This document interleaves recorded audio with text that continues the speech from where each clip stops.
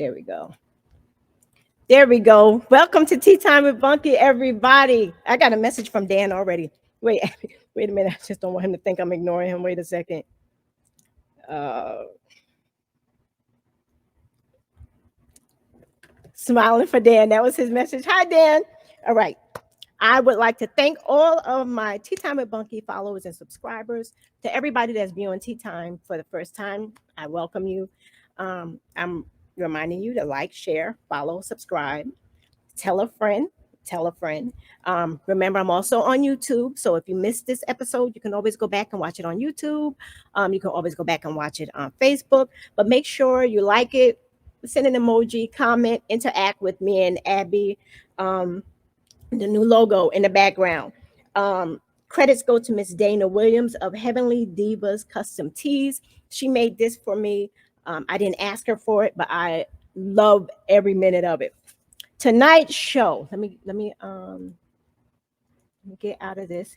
Tonight's show, I have a special guest, Willy's sister, Miss Abigail Kaufman. Hi. Wait, let me get all these things. It's a lot when you're doing it by yourself. You're Thank you, first of all, for agreeing to come on and having this conversation with me. Because it was something that I was always curious about, right? I was always curious about it. I met your brother, and I was going back and calculating the time. I'm like, wow, was that long ago? September 2003. Yeah, it's a long time ago. It's a long time ago. And growing up with a sibling born with IDD, for people that don't know what IDD is, IDDs are differences that are usually present at birth and that uniquely affect the trajectory of the individual's physical, intellectual, and or emotional development.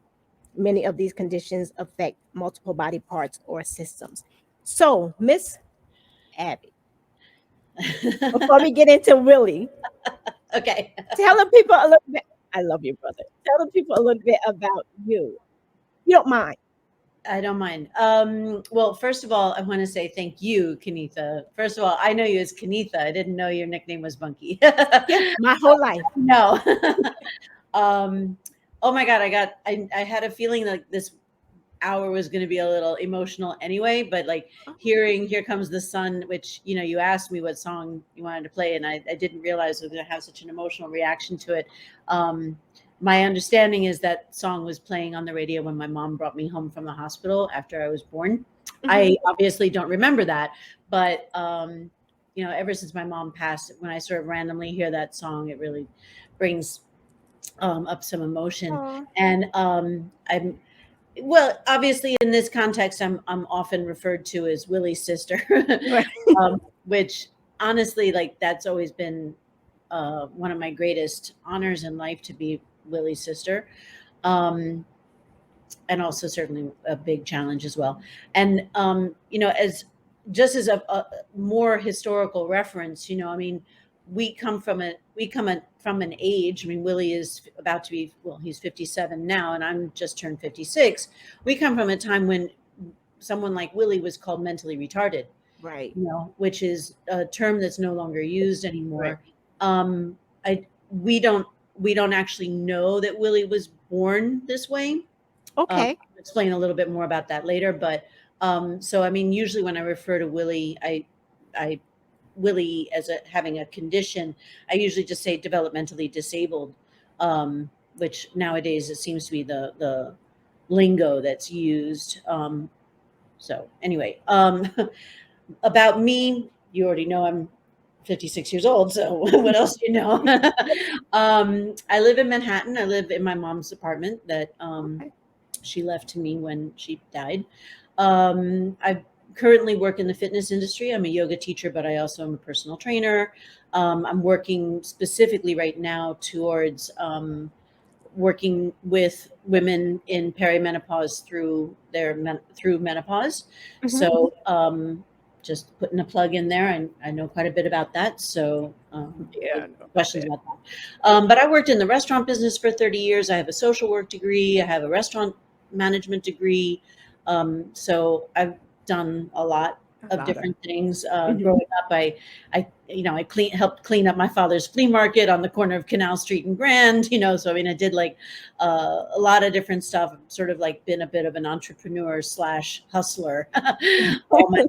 And that hasn't really changed. So yeah, I mean, Willie and I were both born in California. That's a fun fact that many people don't know. I didn't know that. Yeah. So, I mean, we didn't live there very long. We moved back here to the East Coast when we were 2 and 3, respectively. Mhm. Willie went to not a mainstream school, but a pretty, not a school that was really trying hard to get developmentally disabled youngsters, as proficient with reading and writing and arithmetic as they possibly could be. Right. After that, Willie attended YAI.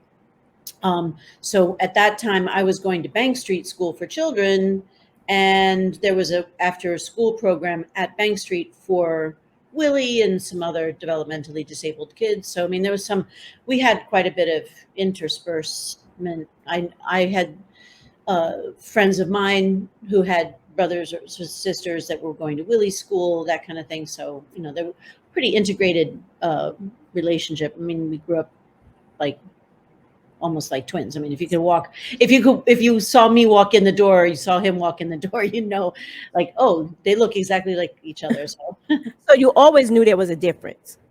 That there was um, a little difference, or no?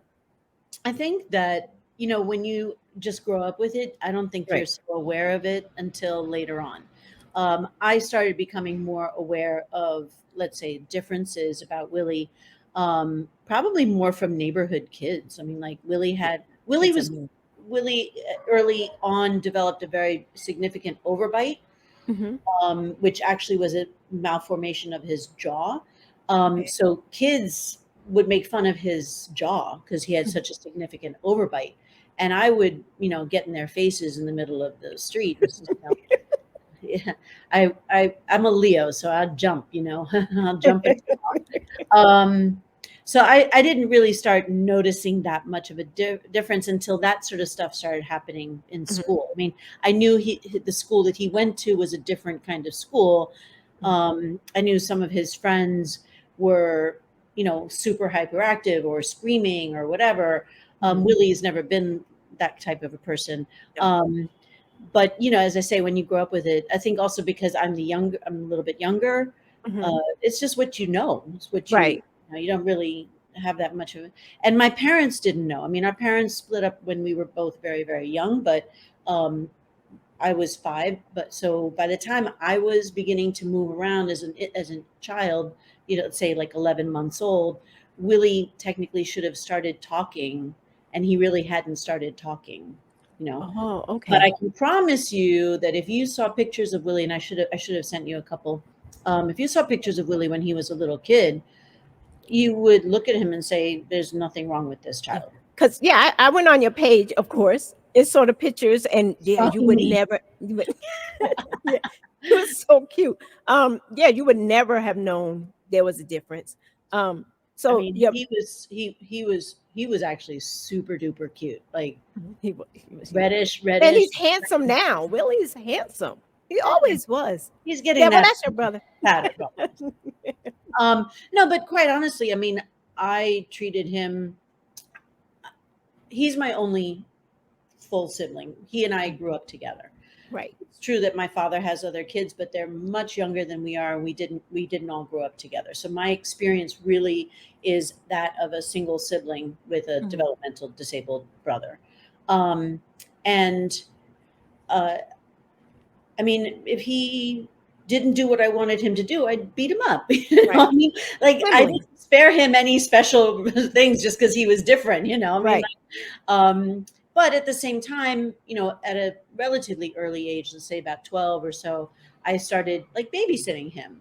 Like Mhm. he couldn't really be left alone at home by himself the way. So, I would make dinner or whatever as my mother would go out or do something, whatever. Maybe she was late at work or something like that. So you felt like did you feel like a lot of siblings, there's always that one sibling that feels like they have to protect the other one, be it younger, Oh, disabled? There's always that sibling. So you're that. yeah, no, I was basically born into codependency. Yeah. I mean, definitely felt like I had to take care of him. I had to help take care of my mother.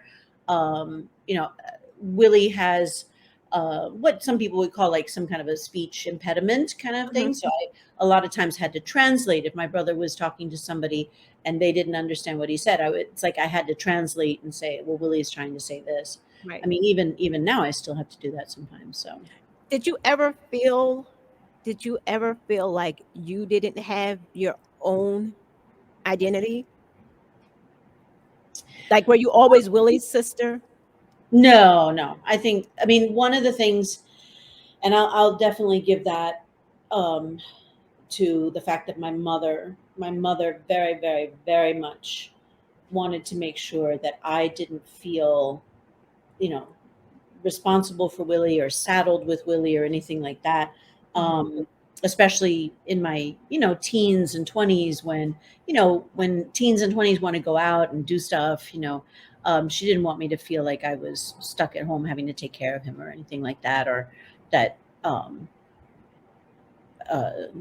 He was your so I would responsibility. say no. I would say my mother really wanted me to differentiate Mhm. and have my own life, and I definitely embraced that until probably I would say, early 30s. In my early 30s, I didn't return home to live at home, but I returned back from living in Europe for a while.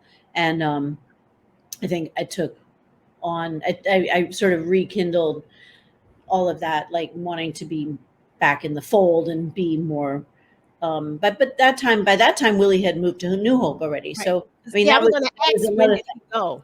I was gonna ask when did do you know when your mom made that decision So to we all made the decision. I was part of the decision making process too. Actually, we saw a few places, and New Hope certainly wasn't convenient in terms of okay, logistically. Like, it's 2.5 hours away from Manhattan, which is where right. we live, where we grew up. Um, but we felt that New Hope would offer Willie the most autonomous life, the Mhm. most accessibility to everything that he could want to do, whether it was work or have a girlfriend or go bowling or go to the movies or go shopping or, uh, you know, Mhm. go to a vacation. We believed that New Hope was going to give him the most the most autonomous life that he could have. Okay. And other places that we saw were really just sort of more of that what we often think of as the traditional, like, Yeah. horrible group home Yeah. existence. And Yeah. I mean, New Hope is in a class by itself. It is it's a great place. It's It is, and I mean, unfortunately, there's so much happening in this world that's yeah. trying to break this wonderful place down. Not enough funding, not enough, losing services. So that's a thing. Then that's something that my mother also spent, you know, a good chunk of her life dedicated to. She was on the board at New Hope. She always was a staunch advocate for funding and services for the developmentally disabled. So, She yeah. definitely was present. Oh, She yeah. was definitely present. And That's when putting it I very nicely, Kenitha. I no, know some people felt she was a little too present. you know what? No, actually, like, okay, take somebody like me coming in, right? You're coming in to an environment, into their home, right? And you have these 6 individuals that come along with 5 or 6 families. Mhm. And you Well, instant not all of them come with families. no, You not know, all of oh yeah. a lot of people are just dumped. Yeah, dumped and forgotten about. Yeah, yeah. But that wasn't Will's case Nope. Mhm. because I heard like as soon as I started, well, his mother is on the board and I mean, like they put the fear of God in me, right? They did. I was scared. I'm like, oh my God, like what am I walking into? And when I first met her, I was afraid because I didn't know because I'm taking care of her child, like one of her prized possessions. So you don't know.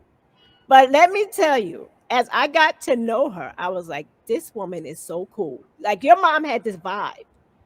She really did. She didn't play, especially when it came to that situation. But she was so kind. She was so My I mom, thought she was. I my, thought she my mother knew exactly where to direct whatever needed to be directed. was. Hmm. So if it's something that the board needs to take care of, she would direct it to the board. She's Hmm. not going to direct that to staff in the house, because the staff in the house are underpaid, overworked, undervalued, etc. Like the last thing in the world that she would ever want to do is create an environment for the staff where they feel like they're not being appreciated And or all valued. parents in that house, all the parents didn't. Yes, I know. Not Well, gonna. and all the other thing too, Keith, that you might not be aware is that Willie's not living in that house anymore.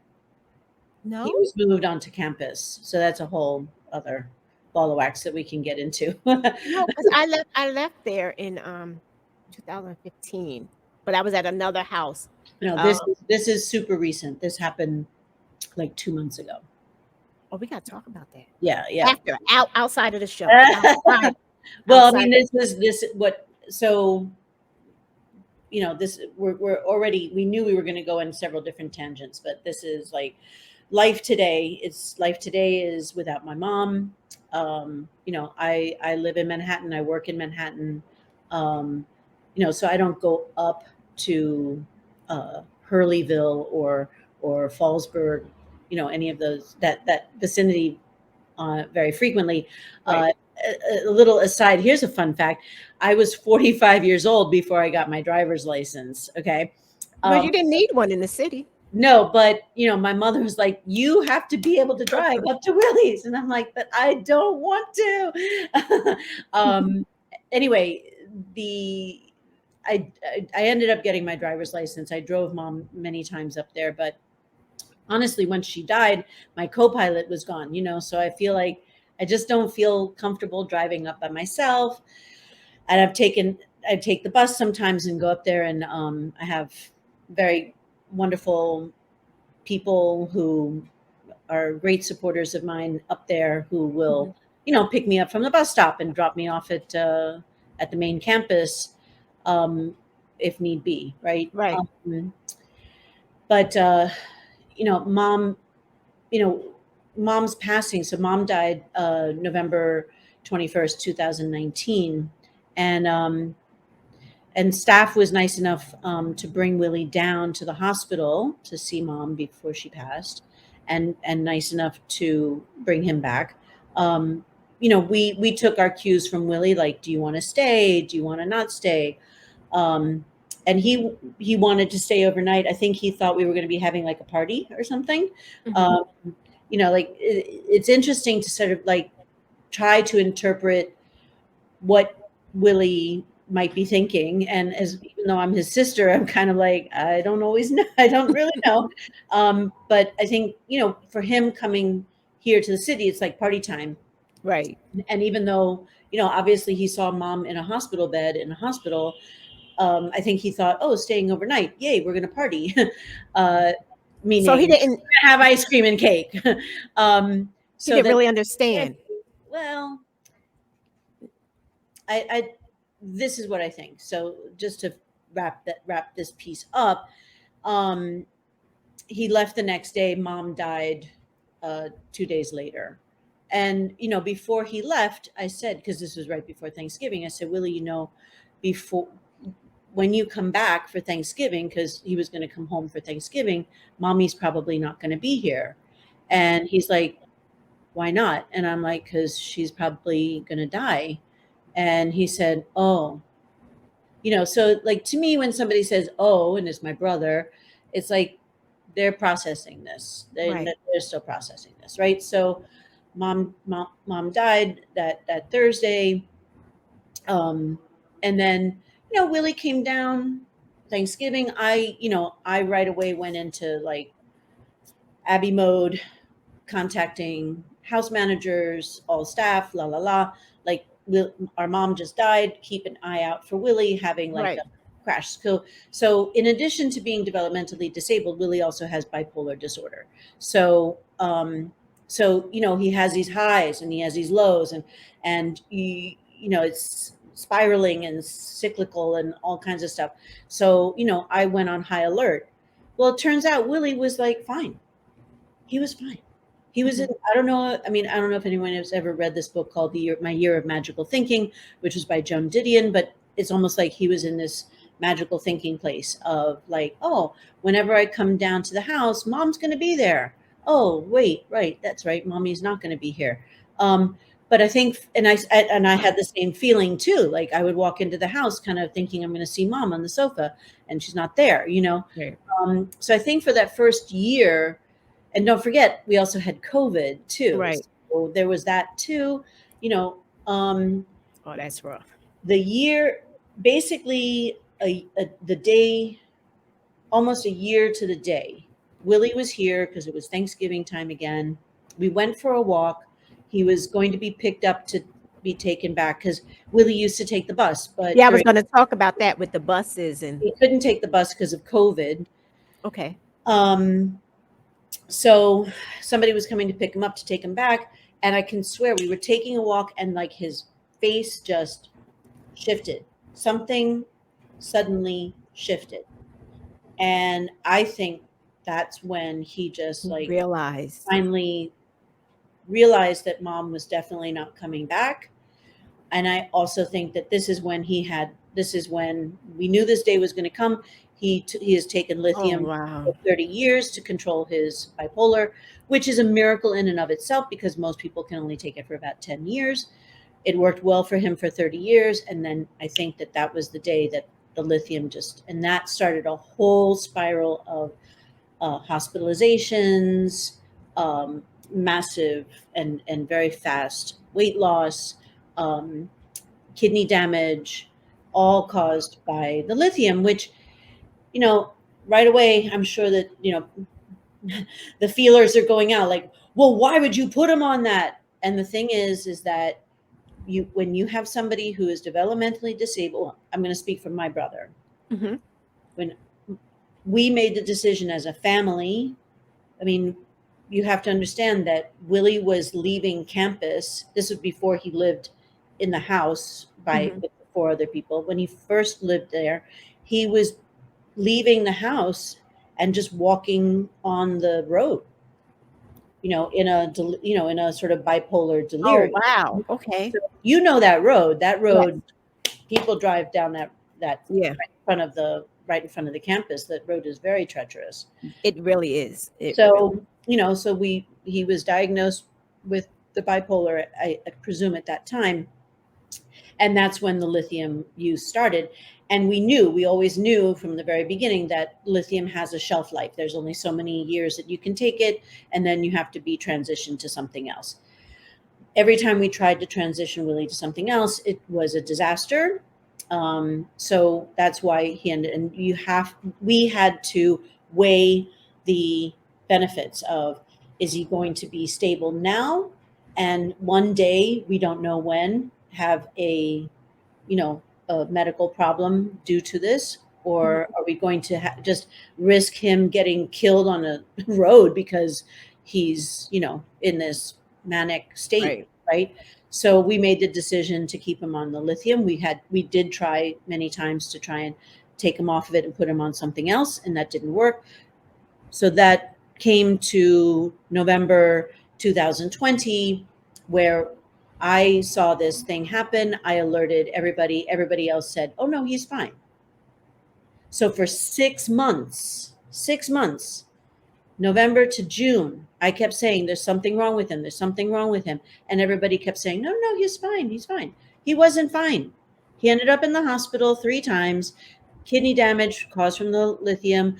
And that causes all different things. Sodium levels, creatinine levels, the BUN levels, which is your the uric acid, all these things, And this is my first time navigating this stuff by myself. And I'm constantly thinking, what would mom do? Right. I'm constantly thinking, is this good enough? Is this as good as mom would do? you know. I'm thinking, you know, did mom have to deal with this before and I didn't know about it because, I was living in Europe at the time and she didn't, tell me Right. about it or whatever. I mean, it's, and then, being 2 hours away also is like hard. Right. Do I go up to the hospital? Do I Wait. take X amount of time off to go sit Right. in a hospital and do nothing? Or, I mean, I had full faith in the staff. We had people, one particular staff member I felt was really Yeah, I was helpful. going to ask about the staff. I was going to Yeah, ask, well, one if person in they particular noticed. had history at the hospital, had some medical background. So, she was particularly helpful when she was at the hospital. Other people, one other person particularly close to Willie, who no longer is a house manager, but has a different role now. She would like, oh, I'll go stay with him at the hospital. So I knew that he was safe at the hospital and he wasn't feeling lonely. Right. And I was just like, let me save up my The sick days, time. Right. vacation days for when something like really needs I really need to be there. Mhm. And then, I also had times where I thought, should I bring him down here and have him seen by a whole new doctors? Well, what ended up happening, and you do have to be on top of people. I mean, but you have to be on top of people in a way that affects community, affects change, affects a sense of teamwork. Right. And, I got a new nurse on Willie's case, um, and she was wonderful. She just, we got all new doctors for him up in Sullivan County, Mhm. and they all talk to each other and they're all, on the same page. And that was just like a minor miracle. And And that's because you were advocating for him, yeah, yeah, because you said something's not right. yeah. I mean, I think, again, honestly, like, I think my mom knew that one day this day would come. So Right. she wanted me to have, especially in my 20s and 30s, the opportunity to do whatever I wanted to Right. do. To live Because your life. eventually I would be having to take over this role. Right. She certainly didn't expect it to be so young. I mean, my mom was only 74 when she died. Mhm. So I think, she never anticipated that being happening this soon, but between COVID and I think it would have just broken her heart to see Willie. So Yeah, COVID, she wouldn't have been able to see him as much. Yeah, COVID, that would have been, yeah. everything. Well, yeah. I mean, she had lung cancer, so she wouldn't have been able to Oh, be no. anywhere. Right. If she had, No. had to stay away from everybody. So, um, for me, I have to go to bed at night and say I've done the best that I could, Absolutely. and that Absolutely. And so for what that means for me is sitting in on Zoom calls with the psychiatrist. It means, especially now that he's moved to a different house, it means me going up there a little bit more frequently. It means him, he comes down here every like I try to make it like every 6 to 8 weeks. Okay. The sweet spot's like 2 nights, Mhm. anything more than that. And we're like at each other's throats, but, We try to keep it normal, the normalcy. this is the thing too, is that this has been my experience, that people think, oh, well, how can you say something like that about your brother? I mean, he's la la la la la. And I'm like, because he's my brother. Right. He's That's your nuts brother. sometimes, he's like any other brother. So, Right. yeah, I love how some people sort of romanticize the They development really do. They, and make it seem like, oh, yeah. but he's so sweet and he's so special and He's la la still, la. yeah. And it's like, well, yeah, but he's also like, when he wakes up, he's already on full throttle I've seen it. anxiety, asking I've me, seen are we it. doing this? Are we doing Right. that? Are we doing this? Are we doing that? I'm like, Willie, I haven't even had my coffee yet. Relax, chill out, So Yeah. I mean, like, this is the truth from my From life. a sibling's Yeah, perspective. that Right. that it's not all like, oh, he's so sweet, Yeah. I mean, yeah, my brother's a great guy, and I don't think I've ever met a single staff member who hasn't loved Willie. Like, Right. he is very lovable, and Yeah. he And, is. and he did have his challenge. He would give you a run for your money. He really, really would. But But when you, Willie also has a very, very good sense of humor. yes. He's very funny. Yeah. So, when it comes to intellect, Willie can have a conversation with people about lots of different things, and he's interested and interesting.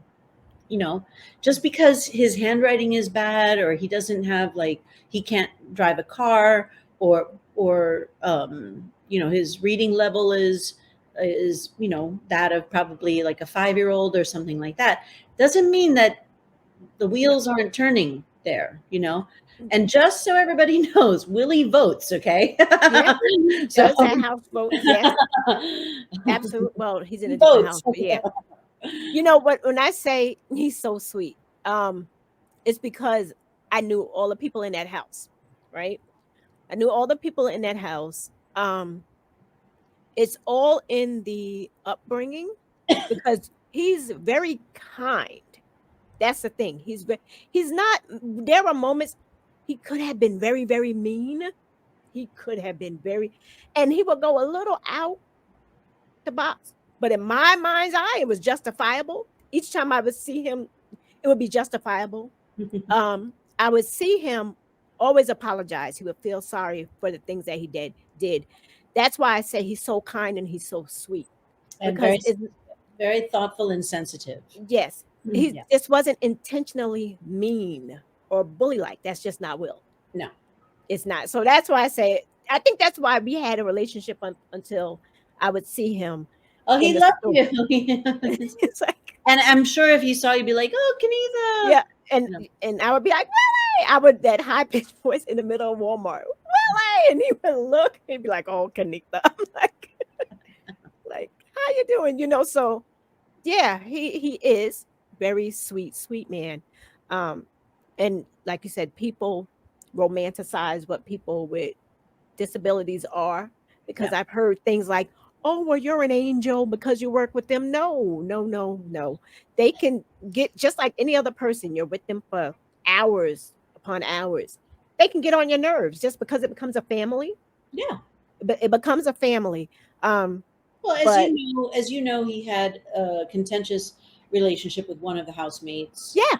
And Absolutely. people would always at annual meetings, they're always, "Oh, well, the two of them don't get along, la la la. It's a problem." I'm like, why is it a problem? I mean, like, there's no two housemates in the world who always get along. Like, No. it would be, Right. out of, really, husband and wives don't get along all the time. So, like, Right. why would housemates get along all the time? So it's like, don't worry about it unless somebody starts throwing knives. Don't worry about it. I totally understand. I But I understand. will say that now that he's moved to a different house, one of the things that one of his character traits is that he perseverates, right? He repeats things over and over and over again, and he keeps repeating about, well, at least I don't have to listen to that person anymore. I mean, he must say that 10 times, 20 times a day, Oh. now that he's moved to this other house. So Does he seem happier? so it's a little, again, so The situation, because the this situation is different. Again, if you put your own self in the circumstance and think how your reaction would be, right? You go from a house of 5 people to a house of 12 people, right? Yeah. That's like going from, like your family home to like a dormitory, right? And what happens in dormitories? There's constant stuff going on, a lot of stuff going on. And at first it's an adjustment, right? And, Willie's now living in a house with 11 other people, all of whom are in wheelchair. He's not in a wheelchair. He's the only one not in a wheelchair. Ambulatory. Okay. And some of the people in the house are vocal but not verbal, right? So they make yelling sounds, right? But they don't actually have conversation. And Willie's a pretty quiet guy. So I mean, I know for me, like, I would be overwhelming, a difficult time adjusting because I would find that to be very overwhelming. Yes. And I think that that's kind of what's going on for him right now. It's been about 2 months. His anxiety level is definitely much, much higher. As I said, I do sit in on the psychiatric conversations with the staff. So we did increase a little bit of the anti-anxiety med, which is a med that can be added in and taken away with no major ramifications. So they've added a little bit in just to help kind of even him out a little bit. Right. It helps a little, but his anxiety pushes a little bit through that. I Mhm. mean, I have the same problem. I take the half of the smallest dose of Lexapro every day, Mhm. to keep my anxiety kind of level. But sometimes, like especially when I'm trying to fall asleep at night, my anxiety pushes through that. Even though, so I think it's within a range of normal. He's Mhm. medically more stable than he was. Um, because of the lithium, he's at what we call stage 3 kidney damage. But there are 5 stages to kidney Okay. damage. Unlike Okay. cancer, there's 5 stages instead of 4. Um, and so he's not, there's no talk of dialysis Dialysis and things. or transplant or anything like that. Um, and he's stabilized now. Like he's Okay. not getting worse at the moment. Um, Okay. I think one of the original thoughts about moving him to this other house is that eventually he will need probably a wheelchair or some or more intense level of care. Mhm. And while at first I was thinking, this really sucks, like taking him out of a house that, he's been living in for 25 But years. the stairs. Yeah, the stairs were the one of the considerations, obviously. Uh, so my feeling was, while it stinks that he has to move, I think it's probably better if eventually he's going to need that level of care, Right. let him get used to it now, so Right. he knows everybody. Right. He's made some friends there. He knows the staff now. The staff is getting to know him and his um, way he is and stuff. Right. So, His habits, what works for him, his routine, they're getting to know. yeah. They're getting to know him. Now, when I was going back, rewinding back when I was working there, and I learned from the beginning, that he used to catch the bus alone. That used to make me afraid because I'm afraid of the city, Ah, so the first time I heard that he was going home and he was catching the bus by himself. So we were bringing him to the bus station and he was doing the Port Authority, all of that stuff. It was like really terrifying for me. So how I can tell you some stories. really? So there were some mishaps? Okay, well, so to give a little bit of reference here, first of all, like Willie grew up in Manhattan. Mhm. So when Willie was at YAI, which is the Young Adult Institute, um, he was being travel trained to move around the city by himself, right? Okay. Buses, subways. And I mean, Willie knew the subway I system was gonna better say he than knew the subway. anyone. I He don't knew understand. that what train would take you where and how to get here and there and stuff like that. So just to give a little bit of reference there. The other thing that I want to say, and I mean, I realize that your regular listeners may be more aware than the average person because maybe your listeners are more knowledgeable about the developmentally disabled community. But most people don't realize that the average developmentally disabled person is what we call pretty high functioning. Yeah. you know a lot of people have this image in their head that their people are just like in a They chair. have a Willowbrook perspective. Yeah, That's what they're yeah, thinking. and that's simply not the case. I mean, Right. Willie is super interactive, and in the years that he was learning to be travel trained in the city, I mean, he was really good about it. He was pretty focused. He was not super distracted, and he did very well. So Mhm. when he moved up to Sullivan Sometimes. County, um, we it's literally just putting him on the bus and then us picking him up from the bus. You'd think it would be like no big deal. And it was pretty infallible, but there were times when, and this is why obviously Willie had a cell phone. So we had a couple of times where Willie wouldn't pick up his cell phone, right? He'd literally be looking at his cell phone and see it's me calling, and he's like, "Oh," and just put it back in his pocket. I would call again. I remember there was one time I think I called 22 times, and Was he going to the city? he was somewhere at Port Authority.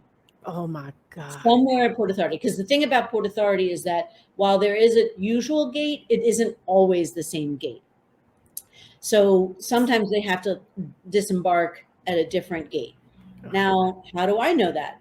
I, I'm looking for Willy. I'm trying to pick him up. So we got him a cell phone. Like, okay, so when you call us when you're going through the tunnel, so we know you're almost here. We were already at Port Authority, of course. And then, if we have any trouble finding you, pick up the phone. Anyway, I ended up having to call the house manager to have the house manager call Willy because I was like, maybe he'll pick up for the house manager. So the house manager was able to get to him. I found Willy. So then I came up with this brilliant idea, which was this: Willy, if you pick up the phone, I'll take you to lunch after I pick you up from the port. If you don't pick up the phone, no lunch. Guess what? it worked. It He worked. always picked up the phone. And Oh every my once in a God, while, I'd that's even so bring scary. him a special treat for after dinner too.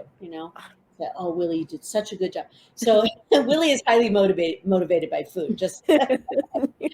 Um, but because of COVID and then because of his health issues, and the shoreline bus for a period of time stopped running. It's running again now, but I honestly now I don't really feel comfortable with him. Right. He does get too distracted too easily, and then he stopped using his phone. He used to call me.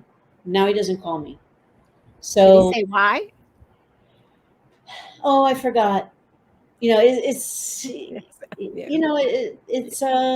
it's a new phase, and this is the thing too that I think people may not also understand, and I don't think I think it's most people, is that he's 57 years old.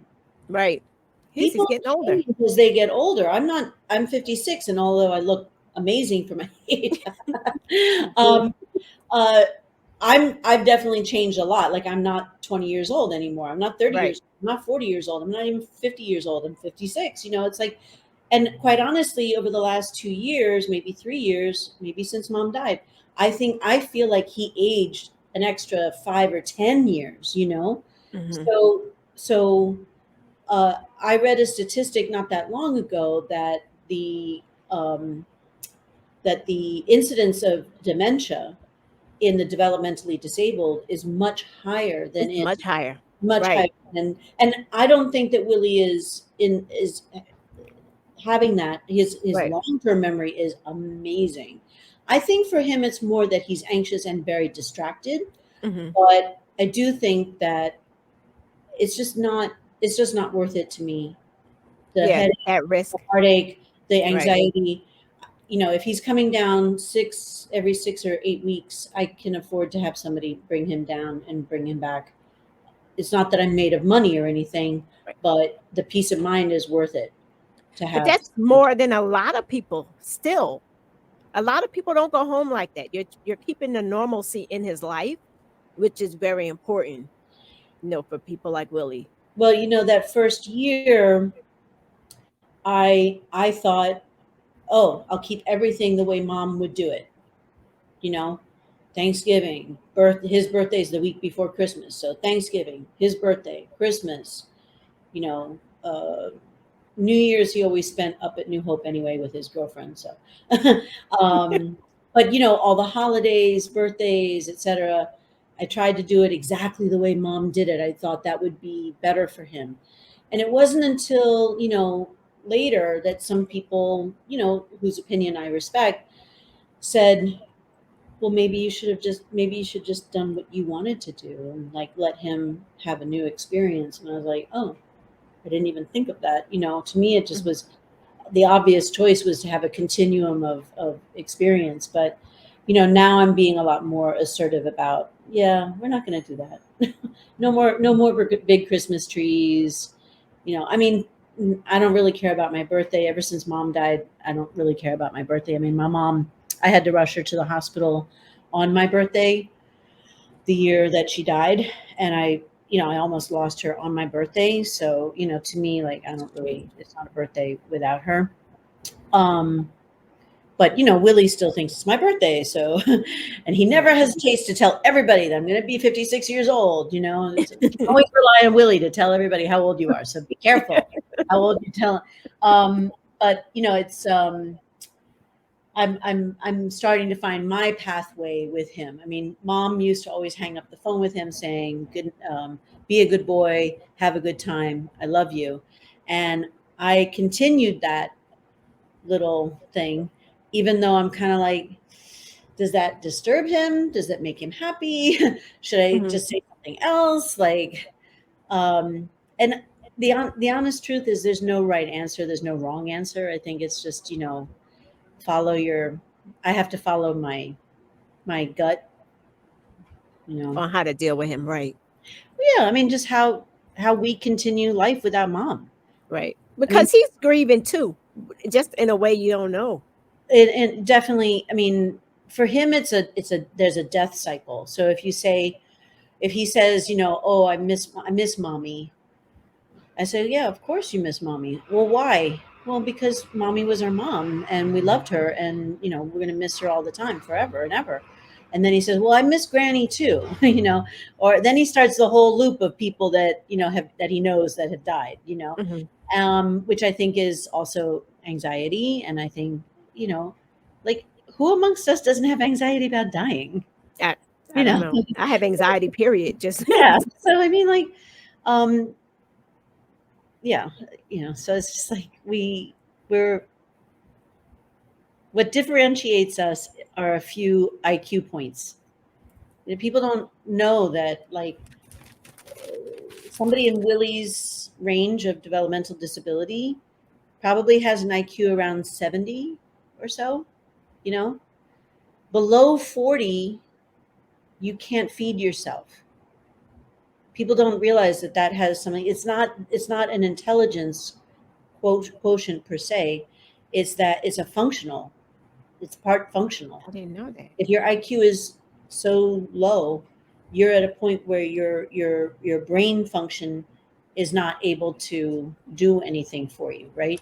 But Willy's IQ is, I mean, the average IQ is 80, or around between 80 and 100. So Willy's probably like around 70. So it's very important to me that people don't talk down to him. Right. I get really riled up about stupid stuff, like everybody spells his name wrong, I know. I always. That's not on you. Everybody does it. Oh, no. People do it with Bunky too, believe it or not. They put IE, and I'd be like, no, it's a Y. Listen, yeah, exactly. Right. Willy with a Y, Abby with a Y, right? Bunky with a Y, right? And to me, I take it to the next level. Oh, it's because he's developmentally disabled. They don't care. They're not paying attention. It makes gets my fur up, my Leo fur up. And I have to, like, stop. It's not. Yes, it's probably just their spell check or whatever. Calm down. But yeah, I mean, I don't think.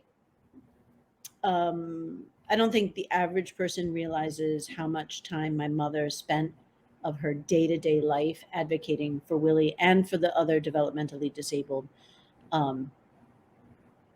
in general, but also specifically at New Hope. But it was, it was a full-time job. And for me, it is a part-time job. Wow. And it's a part-time job that is an avocation. Like, it's something that I am called to do. And I wouldn't think otherwise. But I do understand how some people would find that so overwhelming that they just say, well, we're paying the bills. We're sending money. We have them in a good place, whatever. Mm-hmm. So, they kind of like separate themselves. And not be involved.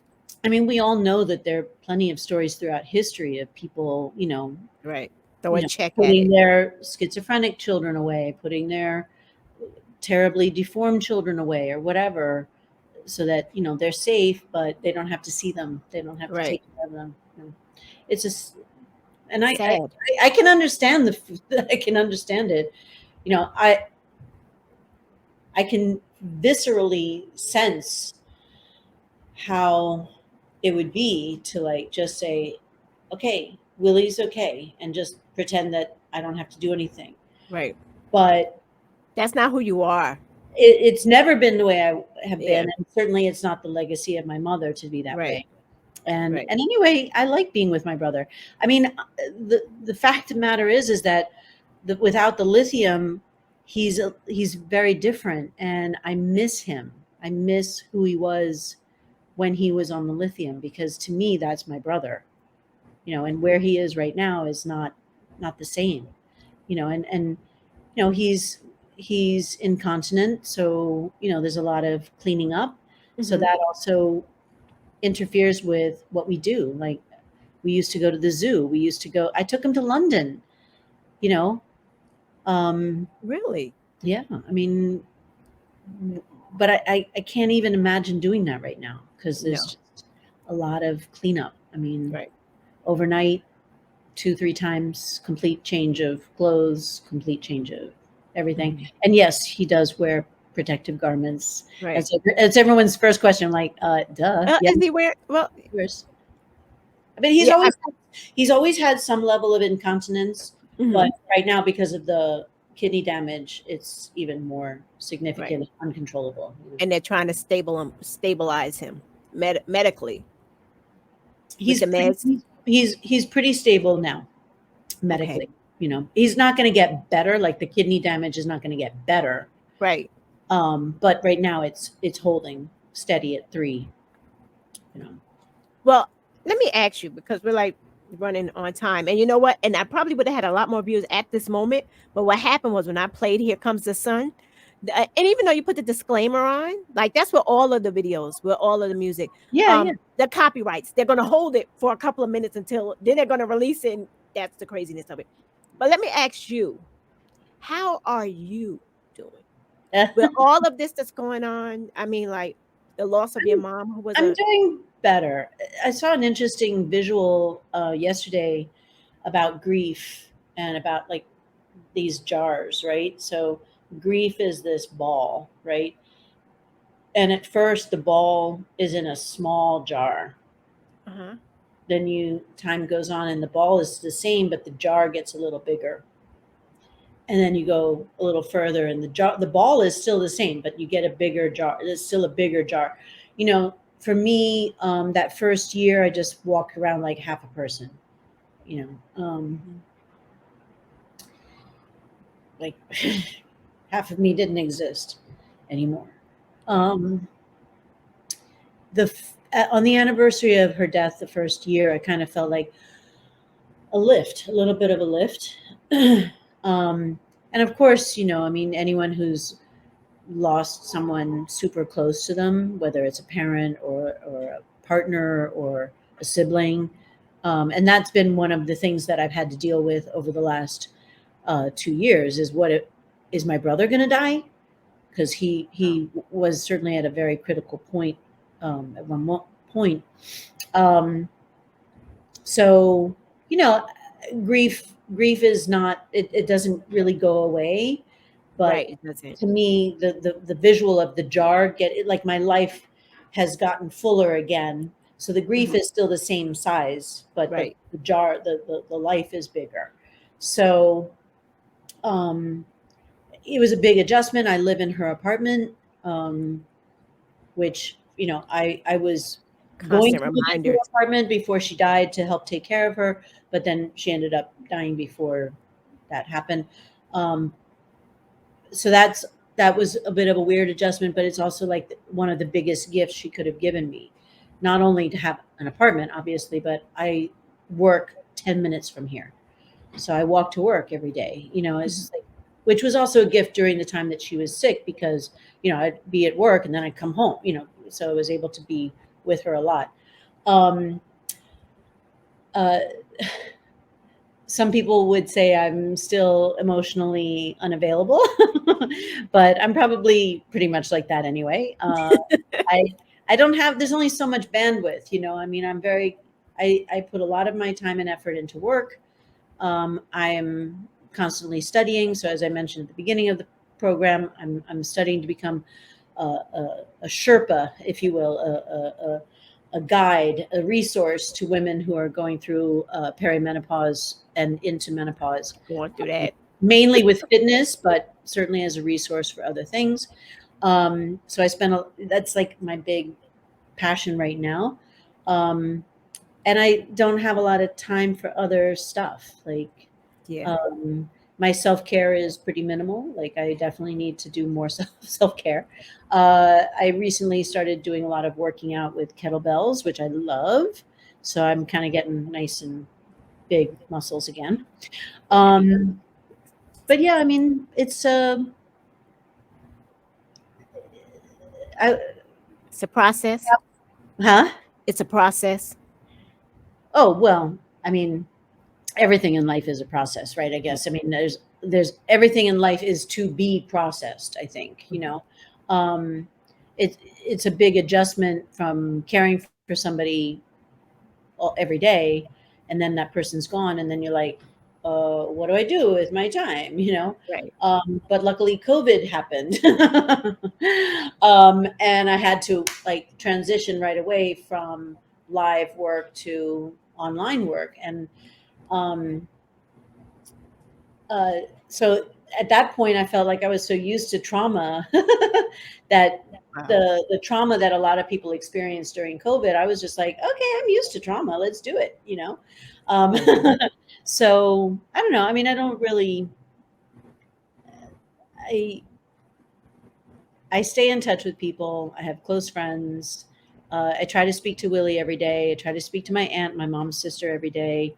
My godmother has been tremendously supportive to me. She was one of my mom's best friends in school growing up. So she kind of knew me all my life. So she's really been wonderful. Um, Again, lots of friends. Um, I, I'm not as close with my half siblings as I guess would be nice to be. That it's a difficult thing to navigate. Um, I do speak with my father pretty much every day, which is um, which is nice. It's nice to be connected with him, um, and we kind of touch base pretty much every day. How you doing? How are you doing? Yeah. But I wouldn't say we're like super duper close. Right. Certainly not close to him the way I was with my mom, and I Right. wasn't always close to my mom. I mean, that's the other thing too. Is like mom and I were like this for a Mhm. long time, not because of anything she did. It's just girls and mothers, I think. And Yeah. then It and is. then It is. of course, there comes a point where you Get just do older. anything for her, anything. Yeah. So, that's pretty much, I mean, I feel optimistic about my life. I feel mortal, not immortal. I used to feel immortal. Now I feel mortal. Mhm. And that's a process, as you say. Yeah. That's scary. And with age, yeah, Yeah, you're getting older. yeah. And I assume that nothing is ever going to go wrong with me. And I'm beginning to realize actually that probably isn't true. But Yeah. I'm going to stave off as much as I possibly can. So uh, Before we go, it's funny that you were talking about like what you do, like with the women, post premenopause or post so in perimenopause, which is the perimenopause. perimenopause, which is the period of time before you stop having menstrual cycles, right? So you're not in menopause until you've had 12 full months of no bleeding, no Yeah. cycles, right? So, but perimenopause could be kind of an undetermined. Some people started at 35, some people Mhm. started at 45, some people, so that's a kind of that's a nebulous time. But I saw this movie. I don't know if you watch movies. Just randomly today, it came on Roku called The Hot Flashes. Oh, really? It's really it's a comedy. It's a comedy It movie. I know doesn't. that. If you've had a hot flash, that doesn't No, sound yeah, funny. see, I have hot flashes, so I know, but that's what started this. It's about it's really good on Roku. It's who's in it? You have Wanda Sykes, you Oh, have okay. Brooke Shields, um, Daryl Hannah, and Uh, I forget the two other ladies' names. It's about this woman whose friend passed away from breast cancer, and she had a mobile truck, right? She was trying to raise money for this truck. She was going through hot flashes, so that's where the name came from. So it's a group of women that have. So it's really funny if you want to laugh on I think Roku or it's good to have a sense of humor yeah, about it, and at the it's same time, I also yeah, think hot flashes are no joke. that it's really Terrible. important to recognize that, um, I don't want to get political here, but I do think that women's issues do get pushed Oh under the carpet a lot, yes.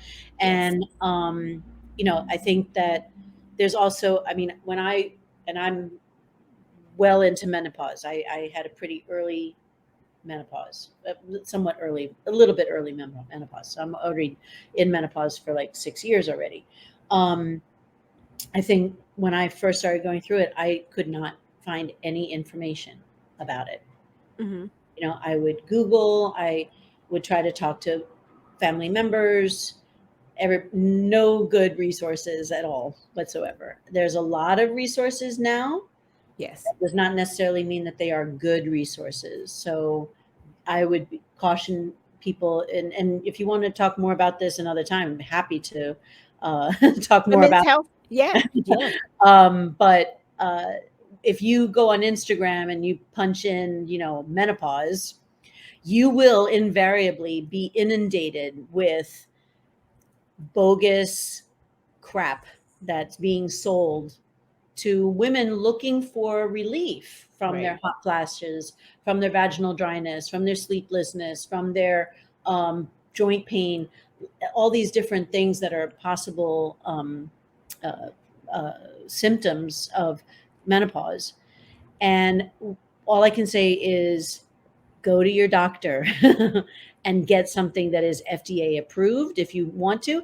There is hormonal treatment that if it's appropriate for you. It's not appropriate for me because I Hmm. have my I've had a little bit of heart stuff going on, nothing critical. But my overall cholesterol is a little too high, Hmm. and my symptoms are not bad enough that I really need to take any hormonal therapy. But I was Right. given some estrogen cream Okay. for one specific thing. So, and that was given to me by my doctor, paid for by my insurance, and the actual medication was paid for by my insurance. So, all of this stuff that's being sold on Instagram It's for $40 a commercials. month, buy the subscription for $40 a month, you probably won't get any real benefit from and probably don't need. Right. Talk to your Just doctor. just saying that. But Right. but there are so many things that if I had known before, I would have been like, oh, you mean I could, because I came from the generation of don't use hormonal therapy because that causes cancer. This is not necessarily true. So you really need to have a good conversation with your doctor before you decide whether or not, if your hot flashes are so bad that you're really like can't deal with them, Right. then hormone You have to therapy at least see a doctor. might be appropriate. But Right. I'm not saying it's, I'm underscoring might be, Right. because I Yeah. don't know. Talk to your No, doctor. I'm not a doctor. Right. uh, but the the fact is that hormonal treatment is more of an option than we thought it was, put it that way. So All right. that's All my right. Well, mission, okay. taking care of Willie and taking care of all my Advocating for women. men, uh, going through Hot flashes. the third stage, the third stage of their life. Yeah. A woman could be in menopause, because we no longer call it postmenopause. Could be in menopause for half your life. I mean, if you get menopause at 50 and you live to be 100, Oh, that's that's half horrible. your life, right? No, but that Yes. doesn't mean you're gonna have hot flashes for the rest of your life. Okay. But That's all I think about is the flash. It's like, oh my God. listen, I had one once on the subway. It was maybe 10 degrees below zero outside. I was all bundled up, got on the subway, Oh take God. everything off, and fan myself, and everybody on the subway is looking at me like, Because "Who's this crazy lady? It's freezing cold out, and she's like they stripping." don't, yeah, they don't understand. It's like you're burning up from the inside out. Like that's how it feels like just coming It's out like of a nowhere. volcano. It's like a Woo. volcano. Yes. That's Oh, that's how I describe it, as a volcano. So all right. Well, thank you so much, Miss Abigail. thank you, Miss Kanita. Um, Bunky. Call me Bunky Bunky. Bunky. Bunk. All right. What a This treat. was great. This was a treat. I was so thrilled. During COVID, I did something called Zoom Talks. Mhm. So something sort of similar to this, where I have people come on, and I was the interviewer. So it's kind of fun to be the interviewee this evening. It is. I love when people actually have a conversation with me where I'm on the other side, because I'm like, I'm an open book, but nobody wants to have a conversation with me. Oh, But it's all right. It's fine. It's fine. This is my gift. This is my platform. And thank you for sharing Willie with everybody. my pleasure. And we're going to keep him in prayer. I got to figure out how to see him. We'll talk about that some other time because I can't. Yeah, Yeah. I would love to go see him. I would would imagine love to. things are a little different from the way they were before, so we can, Yeah. figure that out.